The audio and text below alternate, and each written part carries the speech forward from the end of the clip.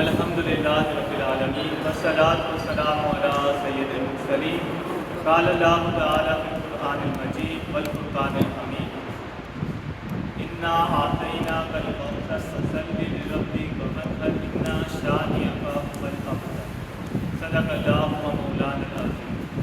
ارشاد باری تعالیٰ ہے کہ محبوب ہم نے آپ کو کوثر عطا کی، آپ نماز پڑھیے اور قربانی کی۔ لیکن اس آیت مبارکہ کے اندر صیغہ امر کا استعمال ہوا، اور جب صیغہ امر آتا ہے تو یہ وجوب کا فائدہ دیتا ہے، یعنی اس سے معلوم ہوا کہ قربانی واجب ہے۔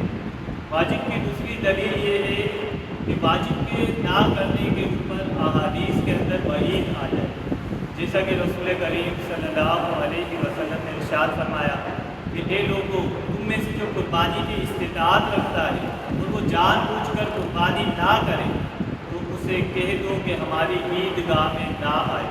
تو اس حدیث کے اندر وعید آ گئی، جس سے یہ معلوم ہوا کہ قربانی واجب ہے۔ ایک اور حدیث کے اندر جو ہے وجوب کی جانب اشارہ ہے کہ جب رسول کریم صلی اللہ علیہ وسلم گھر سے باہر آئے فجر کی نماز پڑھا کر، تو آپ نے دیکھا کہ کچھ لوگوں نے قربانی کر دی، یعنی نماز عید سے قبل لوگوں نے قربانی کر دی تھی۔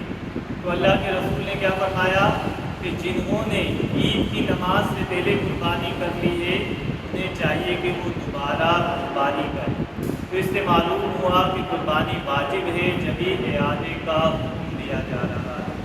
تو ان احادیث اور آیت مبارکہ سے ہمیں یہ معلوم ہوتا ہے کہ قربانی کی شرعی حیثیت واجب کی۔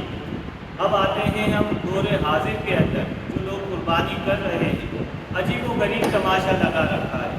یعنی آپ دیکھیں کہ مقابلہ بازی کی جا رہی ہے، یعنی ابھی ہمارے اس علاقے کے اندر ایک شخص جانور لایا 6 لاکھ کا، دوسرا شخص لے کر آیا 4 لاکھ کا۔ اب جو 4 لاکھ کا لے کر آیا، اس کو جب پتہ چلا کہ فلاں شخص 6 لاکھ کا جانور لے کر آیا ہے، تو اب اس نے کہا کہ میں بھی جو ہے 6 لاکھ کا جانور لاؤں گا۔ یعنی ان لوگوں کے نظر پیش نظر جو ہے اللہ کی رضا نہیں ہے، مقابلہ بازی ہے۔ تو مقابلے بازی سے آپ کو کیا ثواب حاصل ہوگا؟ بالکل نہیں ہوگا۔ ثواب ہوگا جب آپ اللہ کی رضا کے لیے قربانی کریں گے۔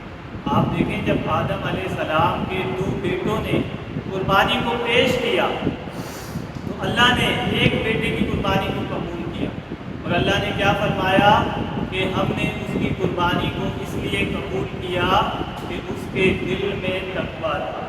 یعنی اللہ کی بارگاہ میں نہ جانور کا گوشت پہنچتا ہے نہ خون پہنچتا ہے، بلکہ جو تمہارے دلوں میں تقویٰ ہے وہ اللہ تک پہنچتا ہے۔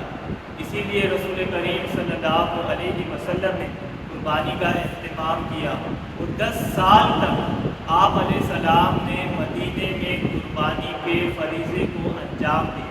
اور آپ جانتے ہیں کہ جب کسی فعل پر نبی علیہ السلام ہمیشگی فرمائے، مواظبت فرمائے، تو وہ بھی جو ہے وجوب کی جانب دلیل بنتا ہے، اشارہ دیتا ہے۔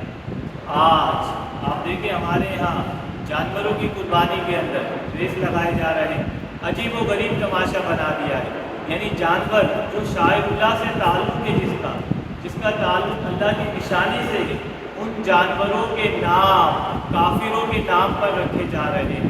یعنی یہ دبنگ آ گیا، یہ فلاں جانور آ گیا۔ آپ دیکھیں ہم معاشرے میں کس طرح کا پیغام پہنچا رہے ہیں۔ ہمیں تو پیغام اس طرح کا دینا ہے کہ آج اس جانور کو ہم جس طرح قربانی کے لیے پیش کر رہے ہیں، کل اگر وقت ملا تو ہم اسی طرح اللہ کے لیے اپنی جان کا نذرانہ بھی پیش کر دیں گے۔ اللہ تبارک و تعالیٰ کے رسول نے فرمایا کہ اے لوگوں، جب قربانی کرو تو خوش دلی سے کرو۔ اللہ ہم سب کو قربانی کرنے کی توفیق عطا فرمائے۔